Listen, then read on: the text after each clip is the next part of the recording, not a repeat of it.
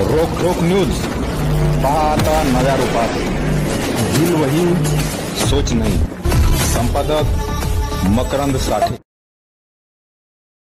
ते म्हणाले की SIT वगैरे विषय माझ्या हातात नाही। मी समजू शकते त्यांच्या हातात नाही। ते म्हणाले की चाकणकर जयकुमार गोरेला मी नोटीस काढू शकत नाही। मी समजू शकते। आता ते म्हणजे हे कुणीच नोटीस काढू शकत नाहीत आणि ते आमदार खासदार आहेत म्हणजे ते चौखर उधळू शकतात असा त्याचा दुसरा अर्थ झाला।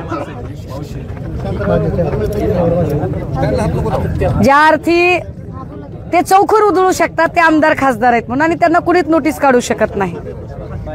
मी त्यांना असं म्हणते की 6 लोकांवर तुम्ही आरोपपत्र का दाखल करत नाही? ते म्हणतात की तपास झाल्यावर। तपास कोण करणार तर ते करणार। माझं म्हणणं आहे की मुळात आमचा डिपार्टमेंटवर विश्वासच नाहीये। ज्या पद्धतीने आता DYSP साहेबांचा एकूण जो ॲटिट्यूड होता तो बघता DYSP साहेब आमच्याकडे इथे येऊन उपकार करत होते आणि DYSP साहेबांना ते सांगायचं होतं की घ्यायचं असेल तर घ्या निवेदन, नाही तर चाललो बघा मी। म्हणजे अक्षरशः आम्ही निवेदन न देता उचलून घेऊन गेले ते निवेदन। हे फार विशेष आहे, ते उचलून घेऊन गेले त्यांच्याच मनाने। याचा अर्थ काय दहशत असू शकते? मला एवढा वेळ मी काहीच बोलले नव्हते, पण आता माध्यमांच्या वतीने हवं तर हे बूम उचला आणि रणजित नाईक निंबाळकरांच्या घरी जा।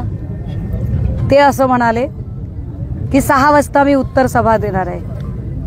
मला एकच उत्तर पाहिजे। उत्तर द्यायचे का त्यांना? मला त्यांच्याकडून उत्तर पाहिजे की काय आमच्या लेकराला न्याय देण्यासाठी तुम्ही सोबत थांबणार आहात का? तुम्ही येणार आहात का इथं? या 6 लोकांवर आरोपपत्र दाखल होण्यासाठी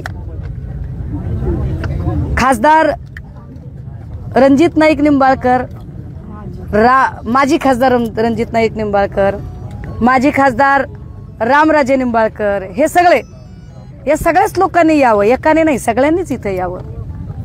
तिकडे बसून उत्तर देण्यापेक्षा शह आम्ही काही इथं कुस्त्यांचा सामना करायला आलो नाही। आम्ही इथं कुस्त्यांचा फड रंगवायला आलो नाही। आम्ही मदत मागायला आलोय। आम्हाला मदत पाहिजे आहे। विचार करा, हा जर ॲटिट्यूड अधिकाऱ्यांचा असेल तर एकटा माणूस आल्यावर त्याचं काय म्हणणं हे ऐकतील।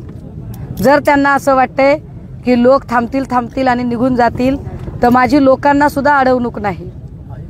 अगदी त्यांना वाटलं तर त्यांनी बिनधास्त घरी जावं, काही म्हणणं नाही। मी अगदी एकटी सुद्धा इथं बसून राहायला तयार आहे।